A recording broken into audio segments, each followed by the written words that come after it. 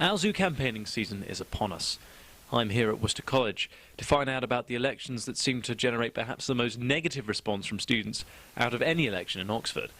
I spent the day shadowing John Metzer and James Rayner, two Worcesterites who are both candidates this year. 2012 will of course be remembered for Barack Obama's thumping victory last week, and clearly the excitement of the US elections has stuck with the two candidates. Morning everyone, my name's James and this is John, and we're both running in the OUSU elections. I'm running for student trustee and John's running for common room support officer. This morning we're here in Worcester, knocking on doors trying to get the vote out for Tom for OUSU. The weather today is really good, which means that we think turnout's going to be high as people have an easy walk from their beds to their laptops to vote, which has got to be a good thing for democracy. Keen as mustard, both John and James voted as early as possible using the online system. And it wasn't long before they were off and running across college, canvassing the electorate. Flyers in one hand and stickers in the other, they were knocking on doors and accosting people in hallways to get their points across. After lengthy sessions campaigning around Worcester, I caught up with James and John to ask them a few questions about the campaign. So you've been convincing people to go out and vote for you. For both of you, what do you think the key things that you personally want to get achieved this year for OUSU are? For me, the most important thing has got to be access, and I think that the best thing that we can do is to pressure every single Oxford college to sponsor an academy to replace one of the 650 failing comprehensives around the country. This is something which would massively increase access to Oxford University, as well as dramatically improving the state school system generally.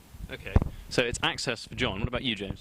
For me, working in the role which John is actually applying for, I've seen a lot of the problems OUSU has in communicating messages and really trying to galvanise and get common rooms working together with each other. So I want to really work on that. But also, I think OUSU has an image problem. And we say it a lot of the time, but OUSU does a lot of great stuff in this university, which isn't as out there and in your face as, say, a student bar would be.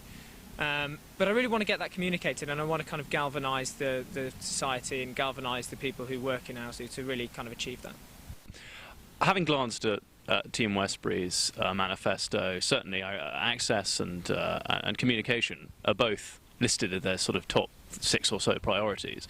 How do you see Tom for OUSU differing in its approach to those two issues, which are obviously close to both of your hearts? Well, you see, it's very easy to, write very clever things on a manifesto and make a manifesto look very convincing, but the difference is that I think Tom Rutland is actually someone who's going to make things happen. For him, these promises are not just words on paper. He's actually committed to delivering the things he says he'll do. James? I also think there's a difference here in experience level. So Izzy's had some experience in the union, but I think OUSU is a very different organisation. And as far as teams go, Tom's team has had experience in JCRs, in OUSU itself, and they really know how it works and how to change it, importantly. Being an insider doesn't mean that we can't change this for the better, and I really think there's a difference of style over substance there. But canvassing isn't plain sailing. Is it our lectures or something? I mean, who goes to lectures? First years. And yes, there is a lot of stuffing leaflets under doors. Sometimes, though, there's even plain rejection. Morning, mate. Can I just have a minute of your time? Okay, sorry. Can I leave you this then? Thanks. Sorry. John and I are people from Worcester, so it's a good vote. All right. It's nice and easy. Thanks.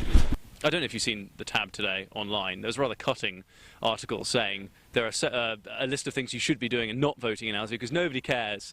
How would you address that issue? Do you think that's a fair representation of OUSU? Look, it was a funny article, and they're trying to increase their popularity, which I think, good for them, and they should be doing that. It's good to have a vibrant media within Oxford. However, I think it's a little irresponsible to ignore what are massive issues. We're talking about early lease campaigns, how much you have to pay for your room.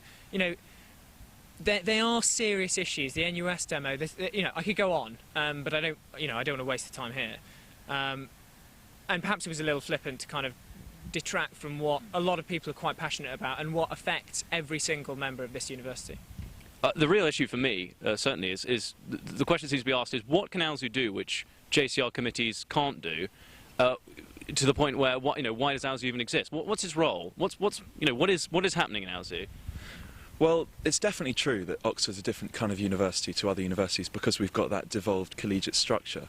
But there are some things that can't be done on a college basis that need a concentrated effort. Things like the university-wide access agreement, things like university-wide bursaries. These aren't things that can be done individually on a college basis.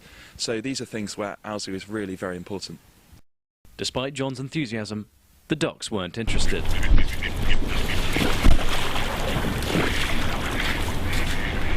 We've got lots of new policy ideas that will almost certainly interest you.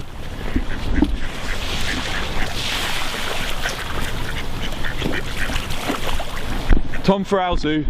Vote Tom for OUSU. We've reached the end of a long day's campaigning here at Worcester College, and I think I've learned a great deal about OUSU, about the election itself, and about some of the policies at stake. For John and James, of course, this is just day one of a long week's campaigning.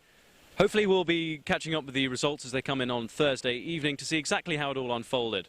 This is Rolf Merchant reporting for the Cherwell.